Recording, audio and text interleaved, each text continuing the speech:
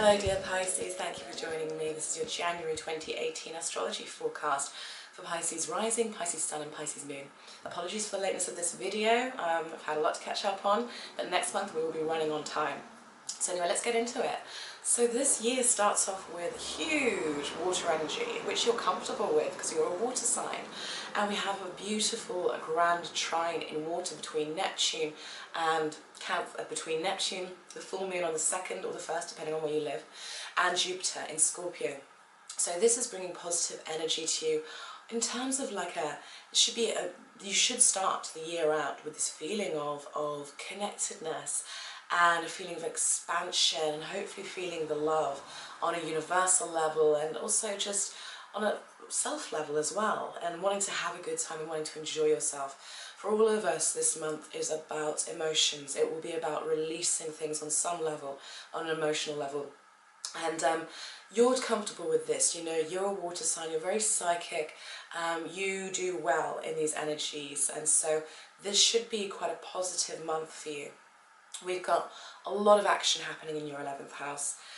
Saturn's moved into Capricorn there. There are a lot of changes going on in terms of the groups you belong to and your peers, and possibly how you network with the wider world, especially if you own your own business. There's going to be a lot of shifts going on there, and you should be branching out and maybe finding new ways to do things, new ways to reach wider audiences as well. We've also got Mars, which is speaking with Jupiter in your 9th house for most of the month, and this is bringing the energy to expansion. You are wanting to, you know, Jupiter was there for a while in your 8th house, and you got a lot of wisdom through going deep. You got a lot of wisdom through relating and your intimate one-to-one encounters. Now you're wanting to expand, you're wanting to grow, and you're feeling passionate about growth and expansion, and you're looking for new opportunities to go out of your comfort zone. And this could be in terms of travel, it could be in terms of education, but you're wanting, there's definitely this desire to grow, to get out of any ruts you might have gotten stuck into. So on the 11th, Mercury, which has been in your 10th house of career and the outer world, and has maybe had you communicating with authority figures a lot, then it moves into your 11th house, so it joins the party in your 11th house in Capricorn. And so this could see you wanting to connect with a wider audience, wanting to communicate with a wider audience, especially if your job or your career has anything to do with that. This could also see you being quite innovative, because we've got a lot of interesting aspects going on, especially the first half of the month. Pluto, Venus and the Sun all get together, and so this could see you doing something quite powerful that could maybe send shockwaves through social media, you know, that kind of thing. You could really make an impact with anything you've got to, anything that you have to present to the world. You would do really well to present it this month, and to do it, I would say, before the 18th, you know, to get it out there, whether it's a YouTube video, whether it's a work presentation, whatever it might be, get it out there, because it will be well received, and it will make an impact. It will come with a lot of power. This 11th house for you as well, you know, I want to say Saturn moving into Capricorn, he's a lot happier there. And he is there in your 11th house. And Saturn in Capricorn, this is manifestational energy. This energy is asking us to create and to master some area of our lives. And for you, it's about friendships and the groups you belong to. It's about networking. It's about your goals and dreams. This is bringing life and bringing structure to your goals and your dreams. Now, I know Uranus has been there in your 2nd house, and it might have been playing havoc with you. You know, he's been causing surprises and sudden changes and fluctuations in your income, in your resources, and perhaps even in your feelings of self-worth and self-esteem. Now Saturn's asking you to say, listen, what is it you want? What are your goals? What are your dreams? We can make them come true, but we have to apply practical work to these things. How can you set small goals in order to get, you know, what it is you really want out of life? And how can you bring in the right sets of people who can help you achieve what you want? And I don't mean that from a superficial level, you know, but who we surround ourselves with is so, so important. And so many of us don't think about the impact that our relationships have on us. I don't just mean intimate ones, I mean friendships, our peers. you know, and we end up becoming, we're very much influenced by those we hang around with. So this is asking you to take a look at who you're surrounding yourself with. Are they helping? Are they people who are going to support you in building up your life to how you want it to be? Are there people who are going to support your dreams? Or are there people that need to fall away because perhaps they have a draining influence on you, or the energy just isn't quite right? So you're being asked to look at this. But at the same time, you'll probably be having a lot of experiences around groups. Probably be meeting some really interesting people, connecting with interesting people. Maybe you're finding your tribe. Maybe you're finding your new spiritual family on some level, you know, and that's a lovely thing. Just make sure that whatever road it is you're traversing, that their paths don't cross yours too much in such a way that, you know, it takes you off course. So this all builds up to a new moon on the 17th in that 11th house. So this is fresh starts.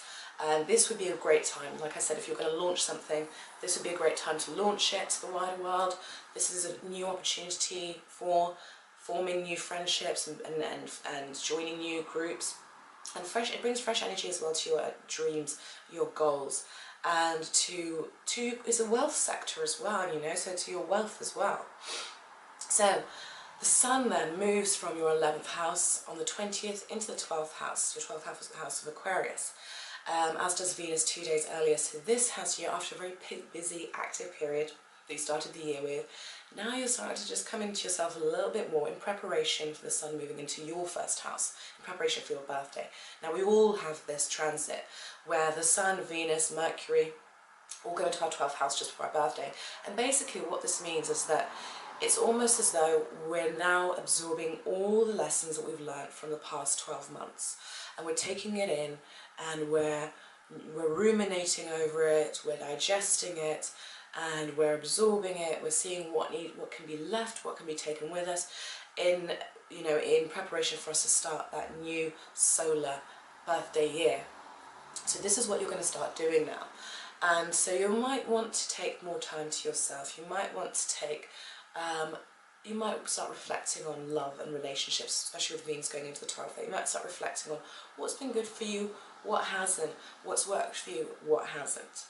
Mercury then follows these two planets, as he always does, on the 31st. And once again, this has got your thinking. You're going to be a bit more psychic than usual. Your dreams should wake up a bit. You might get sudden intuitions and hunches and messages from other realms. And so this is the phase that you're starting to move into. Mars on the 26th goes from your 9th house into your 10th house of career in Sagittarius. So this could be that you start to get hunches about what it is you could do, what it is you could do to get more fulfillment out of your job, out of whatever it is you do in the world. So this will have your drive will be to you will be driven to look at finances, look at money, look at what you do in the world. But you're going to be probably taking your time making decisions, and your thinking will be very reflective. On the 31st then, we have the second full moon, of the month, making it a blue moon. And it's a lunar eclipse as well, so it's a big deal. Like I said, a lot of water energy, a lot of psychic energy. So this full moon is in your 6th house. And this says to me that you are being asked, because the 6th and the 12th house run on the same axis. So, a lot of the time, especially if we're very spiritual, we can tend to neglect our physical needs. And sometimes the more physical we are and the more grounded we are in nature, the more we can neglect our spiritual needs. Sometimes we shut that out, that aspect of ourselves. So this is about balancing the two and saying to you, okay, where is it that perhaps you haven't been looking after yourself so well? What is it you need to change about your day-to-day routine, about how you look after yourself, about your health? This is bringing something to light.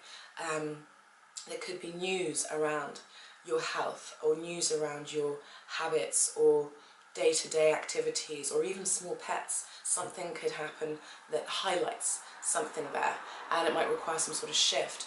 But this can see you, the energy of eclipses carries us through for another 6 months. So this could see you making some positive changes that support you in a physical and spiritual sense in terms of your health, in terms of your day-to-day. What can you do to maybe infuse each day, if you're very spiritual, to maybe infuse each day with a sense of spirituality, with a sense of meaning? Maybe it's waking up in the morning and setting an intention for the day, you know, something like that. Just, this is blending both spirituality and physicality, and how you can do it in a way that will support you emotionally, mentally, physically, and of course spiritually. So all in all, you know, this is a really good month for everybody really, and after the second, Uranus moves forward, so we'll have all the planets direct, so anything that we want to implement, you know, we really can this month. There's a lot of positive energy to go after it.